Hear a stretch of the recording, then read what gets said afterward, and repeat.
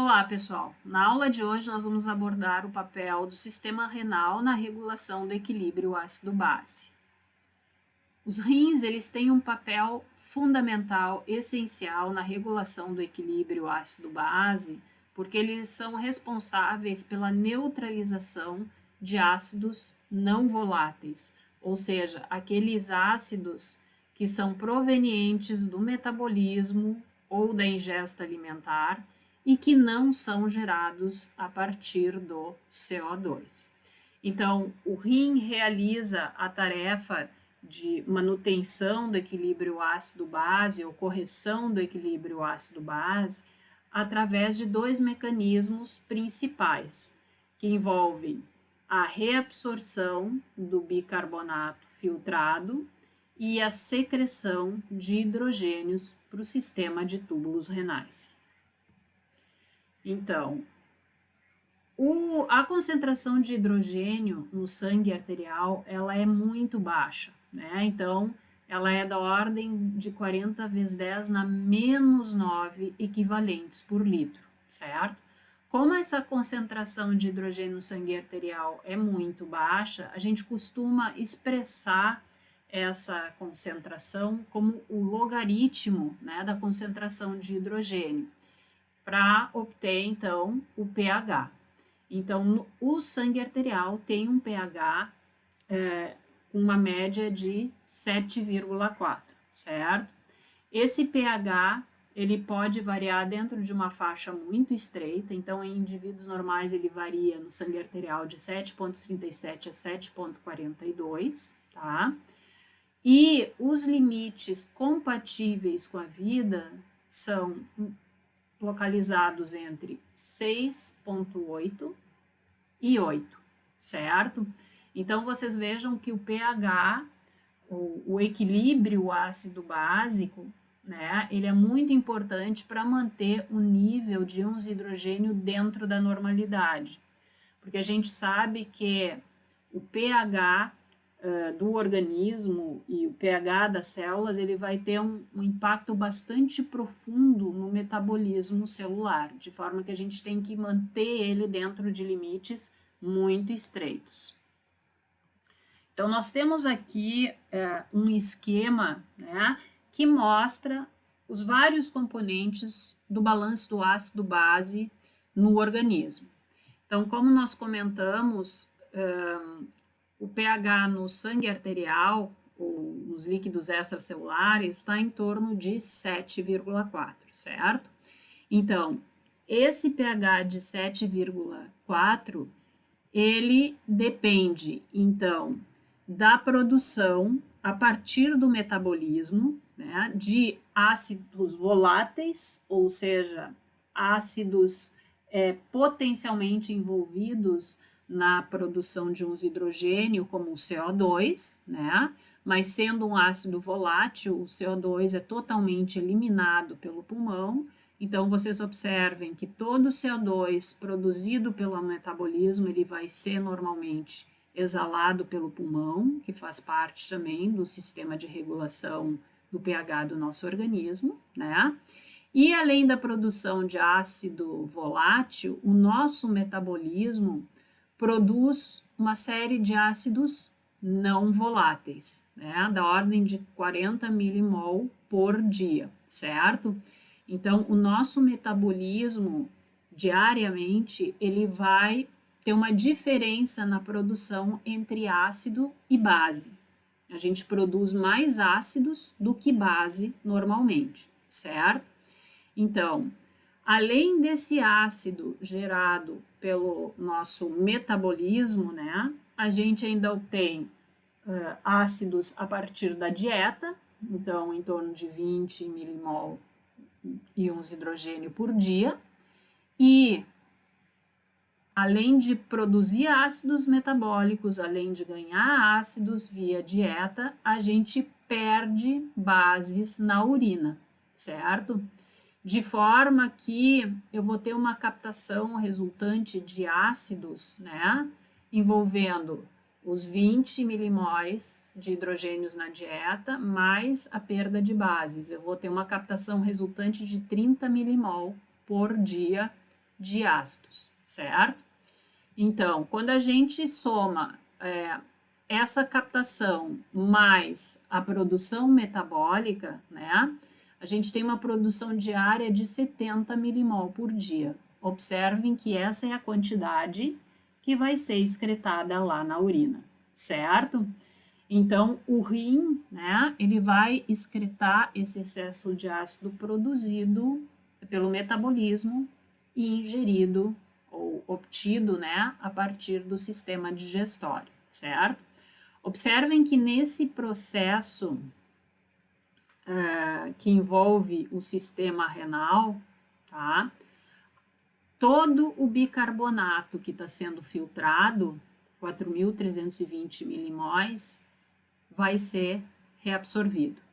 Então, a gente tem uma reabsorção de praticamente 99,9% do bicarbonato que foi filtrado para dentro do sistema de túbulos renais, certo? E além, então, da gente estar recuperando, né, praticamente todo esse bicarbonato, a gente ainda tem mecanismos de produzir mais bicarbonato, o que é bem importante para neutralizar, né, o excesso de íons de hidrogênio que o nosso metabolismo produz e aqueles ácidos, então, que a gente obtém via lá dieta, certo? Então, as fontes metabólicas de ácidos e bases não voláteis, né, dizem respeito principalmente a reações que produzem ácidos não voláteis, como oxidação de aminoácidos contendo enxofre, metabolismo de compostos contendo fósforo, né?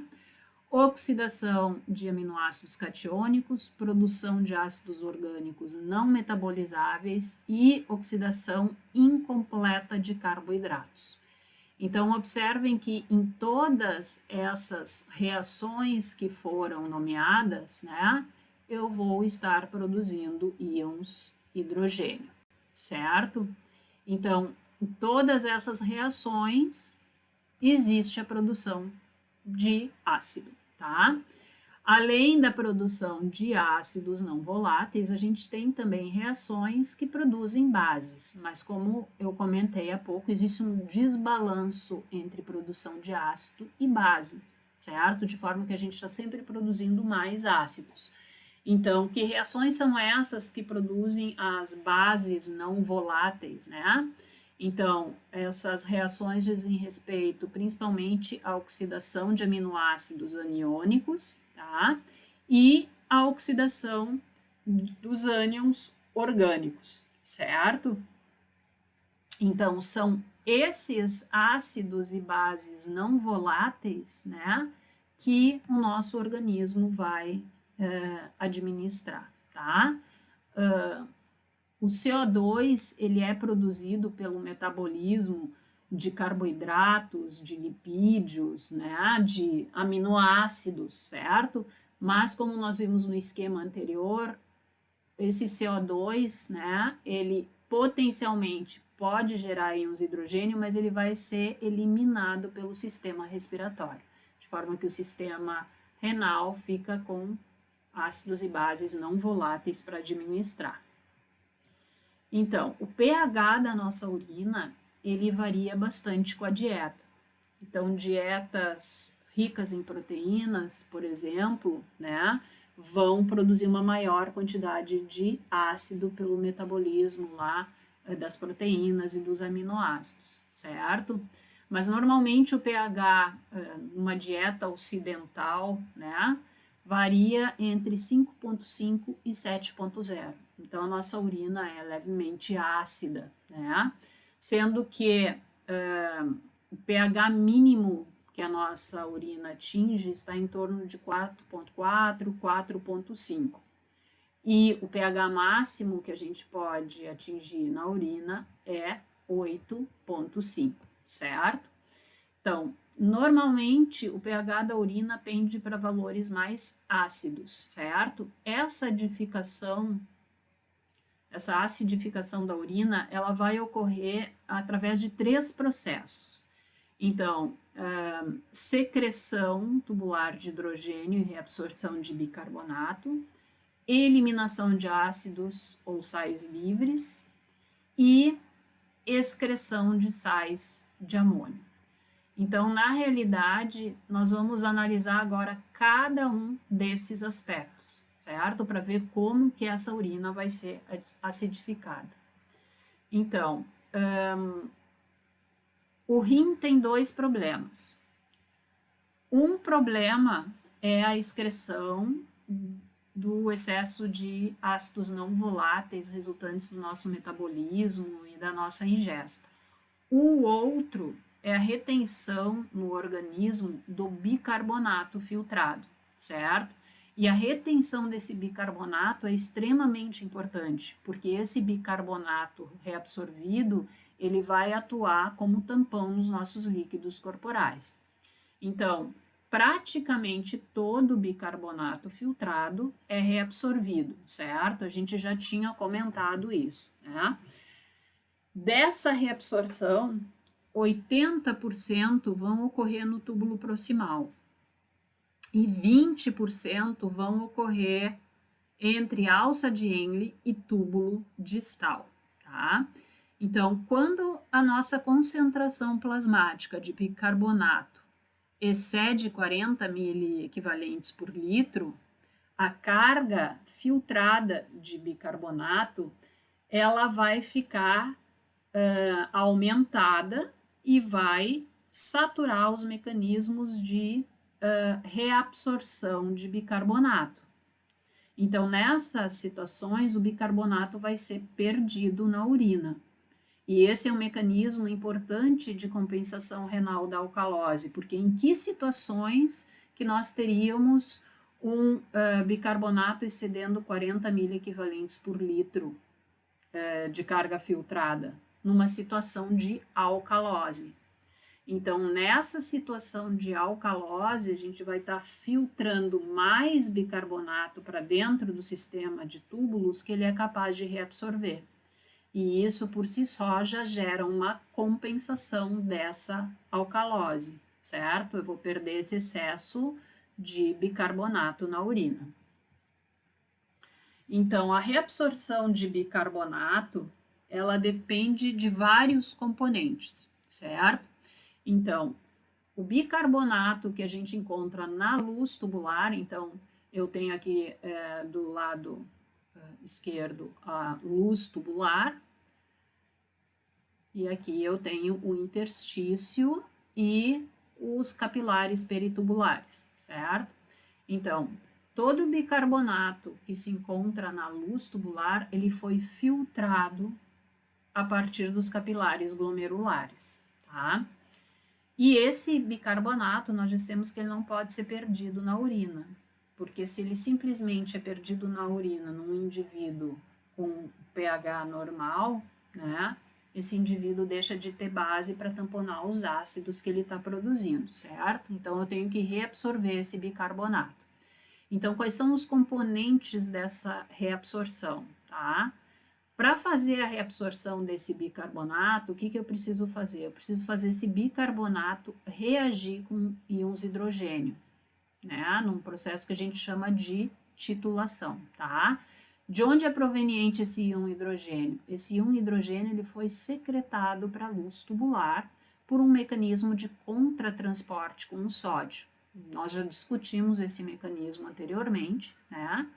E então, para cada hidrogênio secretado, ocorre a reabsorção de um sódio.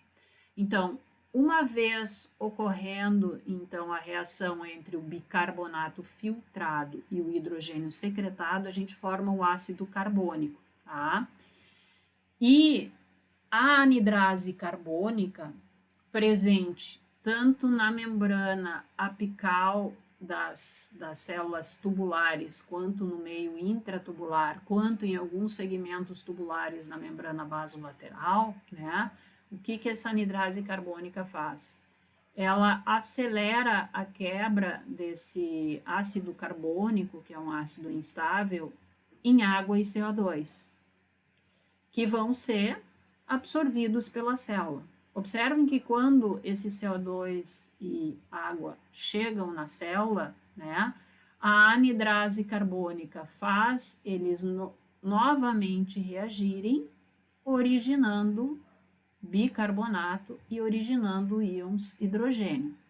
Então, a anidrase carbônica da membrana apical, né, está gerando, a partir do bicarbonato e do íon hidrogênio, CO2 e água. E a anidrase carbônica intracelular está fazendo o processo inverso, certo? Então, o bicarbonato, agora liberado, né, ele vai ser reabsorvido para o interstício e para os capilares peritubulares por mecanismos de cotransporte com sódio, tá? Então, esse é um cotransporte eletrogênico de sódio com base, né? Esse tipo de transportador, o NBC1, é mais abundante lá no túbulo proximal, certo? Mas existe também o sistema de contratransporte, em que eu jogo fora um bicarbonato e capto um cloreto, certo? Então, esse mecanismo de transporte vai ser mais comum nas porções mais distais do néfron. Então, a reabsorção da carga filtrada, né, do bicarbonato, ela depende muito da secreção de um hidrogênio nos túbulos e da ação da anidrase carbônica, que vai acelerar essas reações de forma que a gente tenha tempo hábil para reabsorver todo o bicarbonato que a gente precisa reabsorver. Então, uma coisa é a reabsorção de bicarbonato pelos rins, que a gente chama de recuperação de bicarbonato. Outra coisa é a geração de mais bicarbonato. Então, nesse esquema, a gente tem a comparação destes dois sistemas, certo? Então, eu estou considerando uma situação onde eu tenho uma taxa de filtração glomerular normal de 180 litros por dia, né? E a concentração plasmática de bicarbonato está em 24 milimolar. Um pH arterial nos líquidos extracelulares de 7,4, tá? Nessas condições, né, então a gente tem a filtração de 4.320 milimol por dia de bicarbonato. Então, de todo esse bicarbonato que é filtrado lá na cápsula de Bowman e cai no túbulo proximal, 80% a gente reabsorve nos túbulos proximais, especialmente no primeiro segmento do túbulo proximal, certo? Então, todo o bicarbonato que está sendo filtrado para dentro desse sistema de túbulos, né, ele vai ser recuperado, ele vai ser reabsorvido, certo? Filtrou, reabsorveu, tá? Então, os 20% de bicarbonato remanescentes ao final do túbulo proximal, né, eles vão ser reabsorvidos, então, principalmente no segmento ascendente da alça de Henle, né, e no túbulo distal, sendo que uma quantidade menor vai ser reabsorvida, então, nas porções mais distais do néfron, certo? De forma que, ao final, a excreção urinária de bicarbonato vai ser de aproximadamente 0,36 milimol por dia. Então, essa concentração aqui, essa quantidade de bicarbonato, ela equivale a aproximadamente 0,01% da carga que foi filtrada. Então, essa recuperação de bicarbonato, ela é muito eficiente, certo? De forma que 99,9% do bicarbonato vão ser reabsorvidos, vão ser mantidos no organismo para transportar, para tamponar os ácidos que estão sendo produzidos, certo? Então, além dessa filtração e reabsorção de bicarbonato, a gente pode gerar bicarbonato novo, tá? Esse bicarbonato novo, ele é formado por dois processos, né? Pela acidez titulável, tá? O que é acidez titulável? É a combinação dos íons hidrogênios secretados pela célula tubular com fosfatos ou outros tampões, mas principalmente fosfatos, que são filtrados para dentro do sistema tubular, certo? Então, observem que esse hidrogênio secretado, ele se combinou com o fosfato, né? Originando H2PO4. Nesse processo, a gente tem secreção de hidrogênio a partir da molécula de água para dentro do sistema de túbulos e reação do hidroxila com o CO2 intracelular para originar bicarbonato. Então, a anidrase carbônica intracelular, ao mesmo tempo que ela está, como a gente comentou há pouco, gerando íons hidrogênio para secreção, ela está gerando bicarbonato para reabsorção, mas esse é um bicarbonato novo, originado intracelularmente, não é um bicarbonato reabsorvido, certo? Além da combinação do hidrogênio com tampões filtrados, né? O hidrogênio secretado, ele também pode ser combinado com o íon amônia, originando amônio. Novamente, nesse processo, a gente vai produzir bicarbonato novo, tá? Então, o amônio ele é produzido principalmente a partir do metabolismo de aminoácidos, né? E nessa produção de amônio sobra hidroxila, que a anidrase carbônica vai fazer reagir com CO2, originando HCl3-, bicarbonato, que vai ser absorvido, então bicarbonato novo também, certo? Então, quando a gente analisa, né, os locais do néfron e o processamento desse bicarbonato novo, a gente observa que o túbulo proximal ele é bem importante, né? Então, para a produção de novo bicarbonato. Então, a gente produz aproximadamente 15 milimol por dia desse novo bicarbonato pela acidez titulável, ou seja, combinação, então, de hidrogênios com tampões filtrados, e nesse processo gerando novo bicarbonato, e outros 40 milimolar por dia de hidrogênio que está sendo excretado como amônio, né? Como NH4, tá? Então, no túbulo proximal, a gente está produzindo, então, né, a soma dos dois, 55 milimol por dia de bicarbonato novo, certo?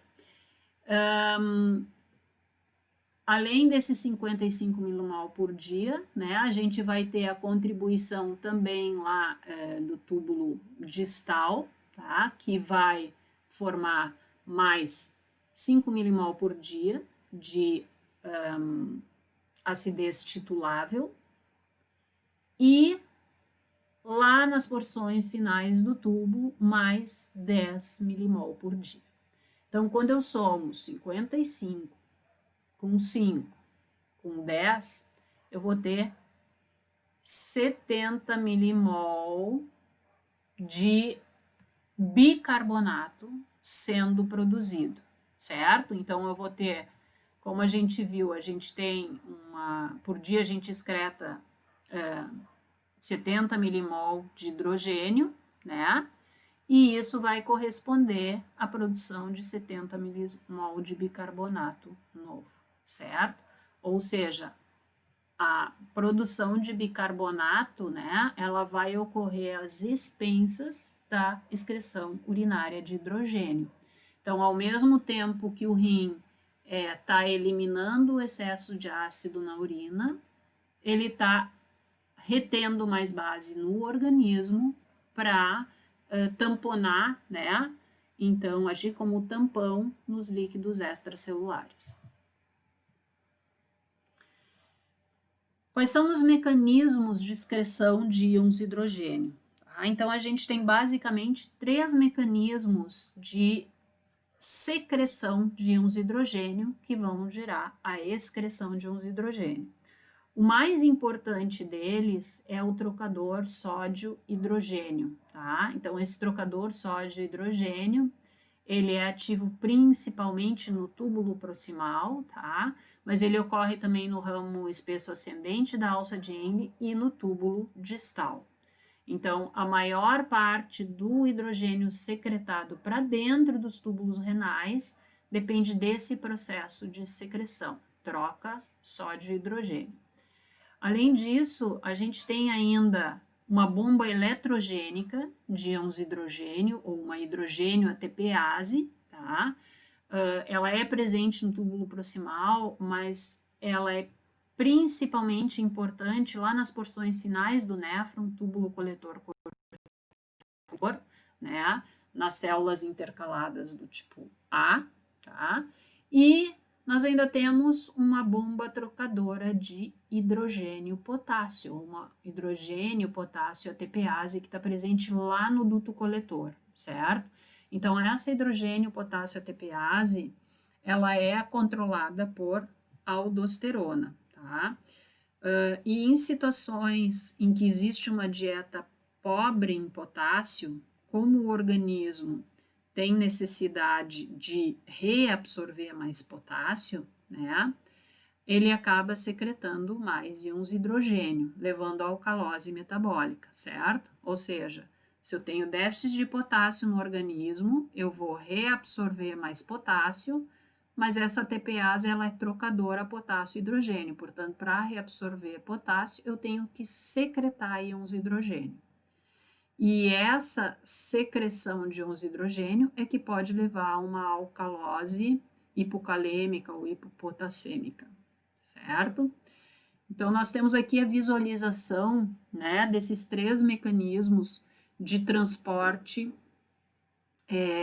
tubular que geram a secreção de íons hidrogênio, tá? Então, a bomba de sódio trocador, bomba não, o trocador de sódio hidrogênio, né? Esse aqui é um mecanismo de transporte ativo secundário, tá? Então, a força motriz para que a secreção de hidrogênio ocorra através dessa proteína carreadora é a atividade da bomba de sódio e potássio, que não está representada aqui na membrana lateral, né? Mas a gente já sabe que tem muitas bombas de sódio e potássio trabalhando, jogando sódio para o meio intersticial e mantendo uma concentração intracelular de sódio bastante baixa, que gera o gradiente favorável à entrada de sódio na célula, certo? E à medida, então, que a gente está reabsorvendo esse sódio, a gente está secretando esses íons hidrogênio, ok? Então, a gente vê que esse hidrogênio que foi secretado, né, vai se combinar com uma hidroxila lá na luz tubular, gerando água, e a partir dessa água, com reação de CO2, nós vamos formar um hidrogênio intracelular. Então, o bicarbonato que estava lá no lumen tubular vai ser reabsorvido para o interstício, certo? Então, para sair do meio intracelular para o interstício, né, é bem importante esse cotransporte sódio-bicarbonato, né? É um cotransporte eletroneutro, que absorve uma carga positiva e uma carga negativa, ok? Muito bem. A gente observa que esse contratransporte aqui, sódio e hidrogênio, né, ele acontece em outras porções tubulares, mas a região mais importante é o túbulo contorcido proximal, principalmente o primeiro segmento, tá? A gente vai ter também, como a gente comentou, as bombas de hidrogênio estão representadas aqui, né? Então, as hidrogênio ATPases, certo? Que vão, então, pegar o hidrogênio do meio intracelular e jogar para o meio intratubular, tá? Então, elas estão presentes desde o túbulo proximal, né, até o ramo ascendente espesso da alça de Henle, até as células intercaladas do tipo A ou alfa e duto coletor medular, né? Então, essas bombas de hidrogênio, né, elas são capazes de secretar hidrogênio contra um gradiente bastante elevado de concentração, certo? E um terceiro mecanismo, né, que nós já havíamos comentado, então, é esse trocador hidrogênio-potássio, tá? Então, esse trocador hidrogênio-potássio vai fazer a captação de um hidrogênio, né, enquanto que vai fazer a captação de um potássio, desculpa, enquanto ocorre a secreção de um hidrogênio, tá? Então, além do cotransporte de sódio bicarbonato para terminar a reabsorção de bicarbonato, né? A gente tem também mecanismos de contratransporte bicarbonato-cloreto, tá? Então, esses mecanismos de contratransporte, né, eles são mais característicos, ou existe uma maior densidade desses transportadores nas porções finais do túbulo proximal e nas porções do ramo ascendente espesso da alça de Henle e porções finais lá do néfron. Muito bem, então nós acabamos de discutir o primeiro dos mecanismos envolvidos na acidificação da urina, né, que envolve, então, a reabsorção de bicarbonato e a secreção de íons hidrogênio, tá? Mas, além disso, né, a gente vai eliminar também ácidos livres ou sais ácidos, tá? Então, a eliminação de íons hidrogênio e a reabsorção de bicarbonato, ela também envolve a conservação de íon sódio, o que é muito importante para o nosso organismo, uma vez que o sódio tem várias funções diferentes, né? Desde manter a concentração dos líquidos corporais, volume dos líquidos corporais, até funções no metabolismo celular, né? E nas características celulares, como, por exemplo, excitabilidade celular, certo? Então, a gente combina a excreção de íons hidrogênio e a retenção de bicarbonato com manutenção de sódio no organismo, né? E isso é feito pela troca entre sódio e hidrogênio de alguns componentes, como a gente pode ver um exemplo aqui embaixo. Então, a gente tem um componente filtrado, que é o lactato de sódio. Então, o lactato de sódio circulante é filtrado para dentro do sistema de túbulos do néfron.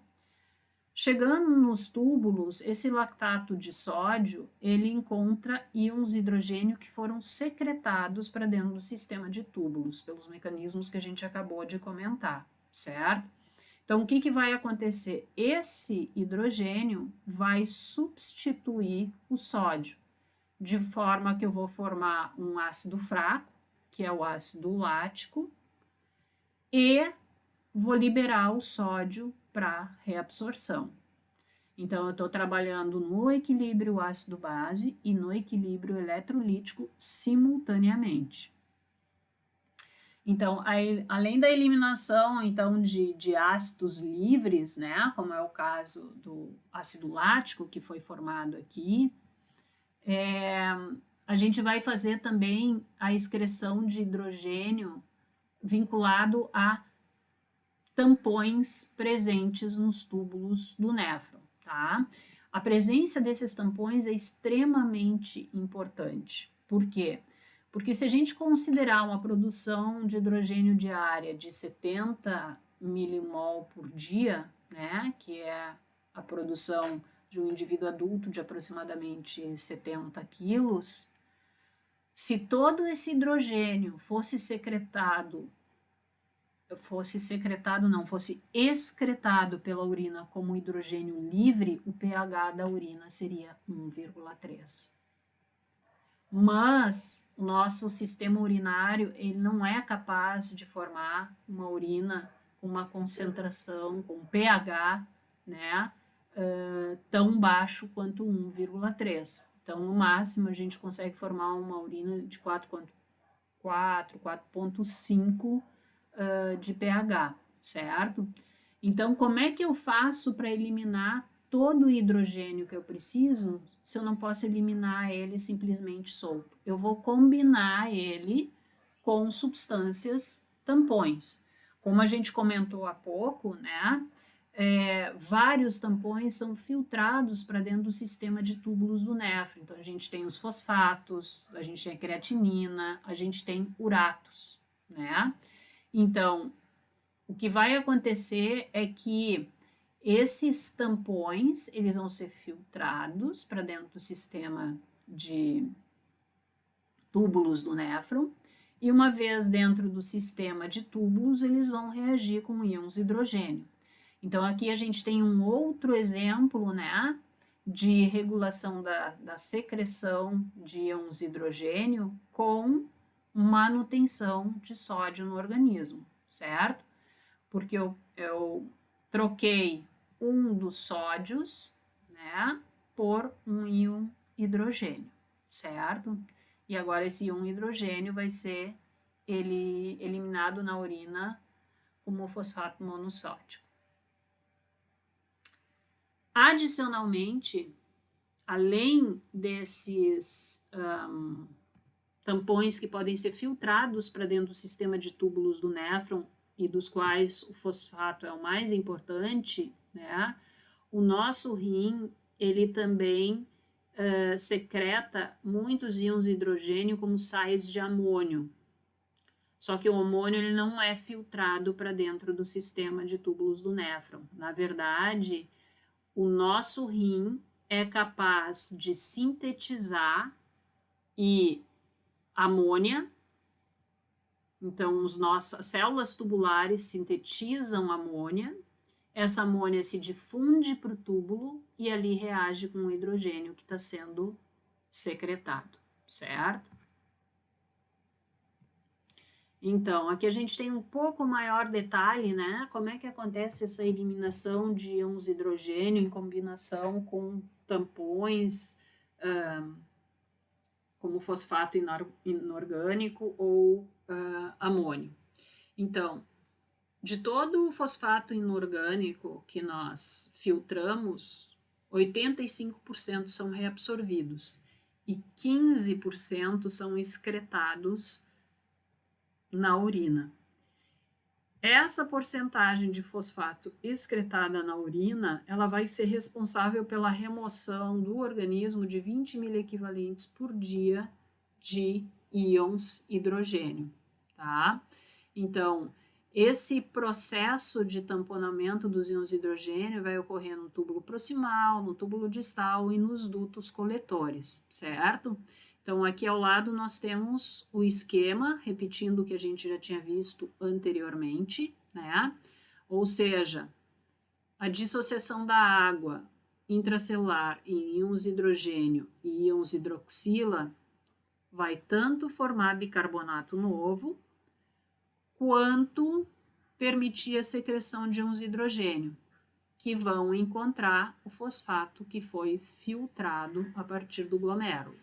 Né? Essas duas substâncias reagem e o fosfato agora vai ser uma via de excreção de íons de hidrogênio, certo?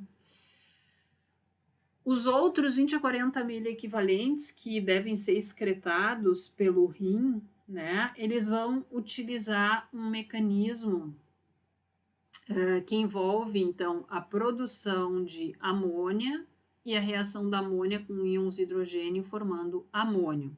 Então, como a gente pode ver aqui ao lado, né, e eu comentei anteriormente, essa amônia, ela é produzida principalmente a partir do metabolismo de aminoácidos, né, então, principalmente a partir da glutamina. Então, o metabolismo da glutamina, tá, vai gerar íons hidroxila para formar novo bicarbonato e vai gerar íon amônio. Só que o íon amônio, ele não é capaz de se difundir para fora da célula, né? A célula é pouco permeável ao amônio. Então, esse amônio vai se dissociar em amônia e íons hidrogênio, certo? Esses dois vão ser, então, o hidrogênio vai ser secretado para o lúmen tubular e a amônia vai se difundir para esse lúmen tubular para se combinar com o íon hidrogênio. E agora carrear esse íon hidrogênio na urina, né? Então, favorecendo a excreção de íons hidrogênio. Então, uma proporção bem importante de íons hidrogênio, né, vai ser excretada, tamponada por essas substâncias, tá? Existem vários fatores que vão regular a secreção renal de ácido, né? E que, portanto, vão ter um impacto no equilíbrio ácido-base do nosso organismo. Então, eu vou citar alguns exemplos aqui para vocês, tá? Em condições de acidose respiratória crônica, tá? Então, a acidose respiratória crônica, ela está relacionada à disfunção nas trocas de gases respiratórios, de forma que o indivíduo, então, não consegue excretar CO2 adequadamente, retém CO2 no organismo. E esse CO2, então, ele é uma substância potencial agora para gerar íons hidrogênio, certo? Porque o CO2 reage com a água, né? Forma o ácido carbônico que se dissocia em íons hidrogênio e bicarbonato, certo? Então, quando o indivíduo tem acidose respiratória crônica e o sistema respiratório não está dando conta de eliminar o CO2 e a acidez gerada por esse CO2, ocorre uma maior atividade, né, um upregulation dos transportadores e das enzimas responsáveis pelo metabolismo da glutamina, tá? Por quê? Porque a gente já sabe que a glutamina é importante para tamponar os íons de hidrogênio na luz tubular e com isso aumentar a capacidade de excreção de íons de hidrogênio, já que eu tenho um limite de hidrogênio livre que eu posso excretar, certo? Então, para excretar uma maior quantidade de hidrogênio e para facilitar a secreção dele, né, eu preciso tamponar ele no tubo. E para isso, eu vou precisar de um aumento na síntese de amônia, e esse aumento na síntese de amônia, ao mesmo tempo que está, então, facilitando a excreção de íons de hidrogênio, vai facilitar a retenção de bicarbonato no organismo, certo? De forma que, então, esse indivíduo, né, vai atingir um novo balanço ácido-base. Outro fator que pode alterar, né, a secreção renal de ácido é a diminuição do volume circulante, volume sanguíneo circulante. Por quê? Porque a gente já sabe que quando ocorre uma diminuição do nosso volume sanguíneo, vários mecanismos vão gerar uma maior reabsorção de sódio e secreção de potássio, né? Então, de hidrogênio, desculpa. Então, nessas situações, a gente já viu, né, que ocorre estimulação do trocador sódio-hidrogênio, certo? Para fazer, então, novamente a expansão desse volume circulante, tá? Então, nessas situações, a gente forma uma urina mais ácida, né? A gente perde, então, mais ácido do organismo, porque a regulação do volume circulante, ela tem precedência sobre a regulação do equilíbrio ácido-base, certo? Ou seja, a diminuição de volume circulante é muito crítica para o organismo. Então, o organismo prefere regular o volume circulante de sangue, mesmo que isso gere alterações de equilíbrio ácido-base, tá? Outra situação que afeta a secreção renal de ácido é a hipocalemia, como nós já tínhamos comentado, né? A hipocalemia, ela vai aumentar a secreção de hidrogênio, né? Porque a reabsorção de potássio ela vai estar vinculada à secreção desse íon hidrogênio. Então, quanto menos potássio no organismo, mais eu preciso reabsorver esse componente. E ao mesmo tempo que eu reabsorvo potássio, eu secreto hidrogênio, né? Pela hidrogênio potássio ATPase. A regulação da secreção renal de ácido, ela também vai depender de hormônios, tá? Então, hormônios esteroides, como é o caso da aldosterona e do cortisol, né? Eles vão estimular a secreção de hidrogênio nos túbulos renais e por isso podem gerar uma alcalose metabólica branda quando estão em excesso, principalmente a aldosterona, tá? Como é que eles fazem isso, né?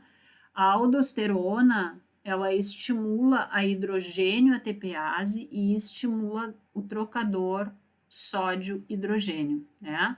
Então, tudo isso leva a um aumento da secreção de íon hidrogênio para os túbulos, ou seja, eu vou perder mais íons hidrogênio na urina, né? Gerando uma alcalose, tá? Em situações onde existe insuficiência adrenal crônica e, portanto, déficit de aldosterona, né? Pode ocorrer o contrário, pode ocorrer, então, acidose. Então, normalmente eu tenho níveis baixos de aldosterona circulando e ela está estimulando a secreção de íons hidrogênio, certo? Se eu não tiver nenhuma dessa aldosterona circulando, né, eu vou ter diminuição da secreção de íons hidrogênio. Vou estar retendo íons hidrogênio no organismo. E isso vai levar à acidose.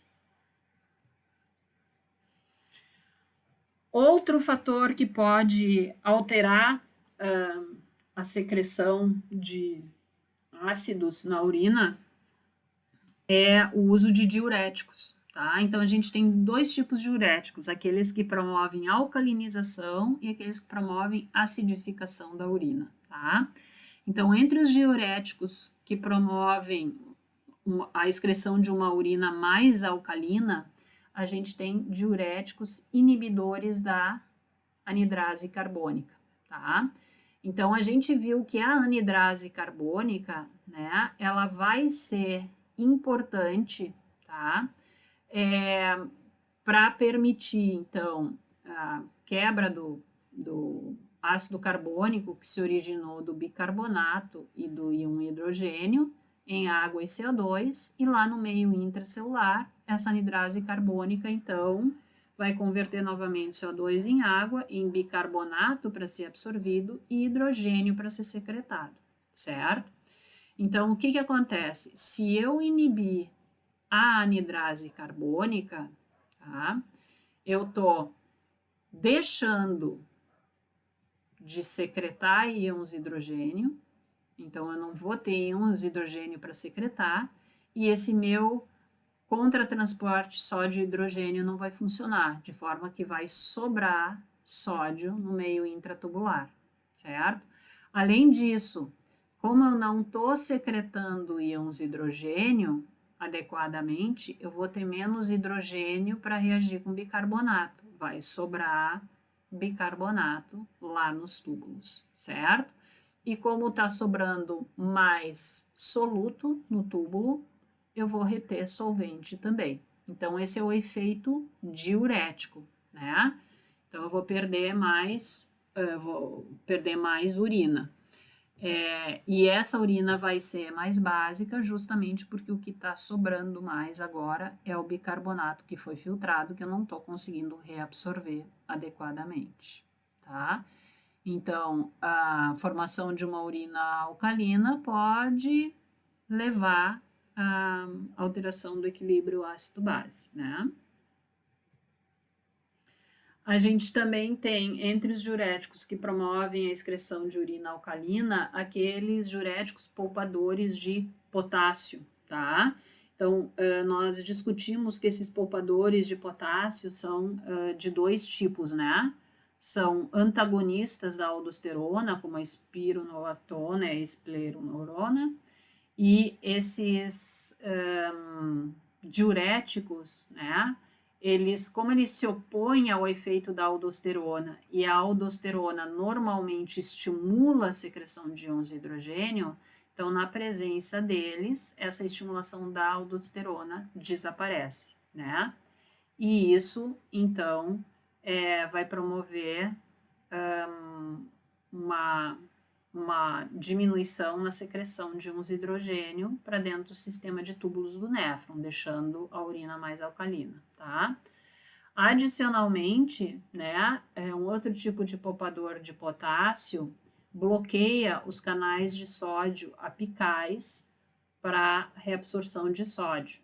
Então, no momento que eu bloqueio a absorção de sódio, né, eu vou dificultar a secreção de um hidrogênio pela hidrogênio ATPase para dentro do túbulo do néfron, certo? Por quê? Porque o meio intracelular ele vai se tornando cada vez mais negativo, retendo então o hidrogênio, dificultando a secreção dele para o lúmen tubular. Entre os diuréticos que promovem a excreção de uma urina ácida, nós temos aqueles diuréticos de alça. Então, esses diuréticos, então, eles inibem, né, a reabsorção de sódio, cloreto e potássio. E lá da porção ascendente, né, espessa da alça de Henle, e os tiazídicos, tá? Então, esses diuréticos tiazídicos, né, eles vão impedir o cotransporte sódio e cloreto do lúmen tubular para reabsorção. Então, o efeito final desses dois grupos de diuréticos aqui é fazer com que nas porções finais do néfron, lá no túbulo coletor, chegue uma carga maior de sódio, certo? Porque eles estão inibindo a reabsorção de sódio lá na alça de Henle, no segmento espesso ascendente, assim como estão inibindo a reabsorção de sódio lá no túbulo distal. Então, tem mais sódio dentro dos túbulos, né, quando esse líquido tubular alcança o túbulo coletor, tá? Então, como tem mais sódio dentro do túbulo, vai ocorrer uma maior captação eletrogênica de sódio nessa região, certo? Porque lembrem que nessa região a gente tem canais de sódio e o sódio entra através da energia gerada pela bomba de sódio e potássio, tá? Então, se agora eu estou reabsorvendo mais sódio, né, o meu lúmen fica mais negativo, o meu lúmen tubular fica mais negativo, estou tirando mais carga positiva de dentro dele. E isso é um estímulo para a secreção eletrogênica de íons de hidrogênio, certo? Porque os íons de hidrogênio agora estão sendo secretados a favor de um gradiente elétrico. A luz do lúmen tubular está mais negativa e eu estou secretando um cátion lá para dentro, tá? Então, isso vai fazer com que aumente a secreção de íons de hidrogênio para dentro dos túbulos, ou seja, a urina vai ficar mais ácida. Além disso, esses dois tipos de diuréticos aqui, né, eles não são poupadores de potássio. Então, o uso continuado deles pode provocar depleção de potássio. E essa depleção de potássio vai gerar mecanismos compensatórios para aumentar a captação desse potássio. Só que no momento que eu aumento a captação de potássio, eu também aumento a captação de íons de hidrogênio, porque a gente tem aquele sistema de contratransporte, né? Hidrogênio-potássio, a hidrogênio-potássio TPase, tá?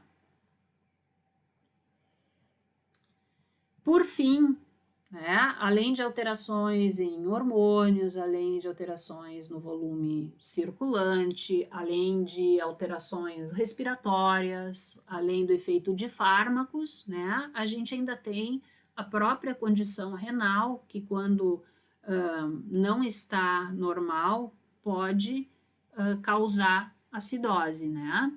Então, na insuficiência renal crônica, né, ocorre acidose metabólica.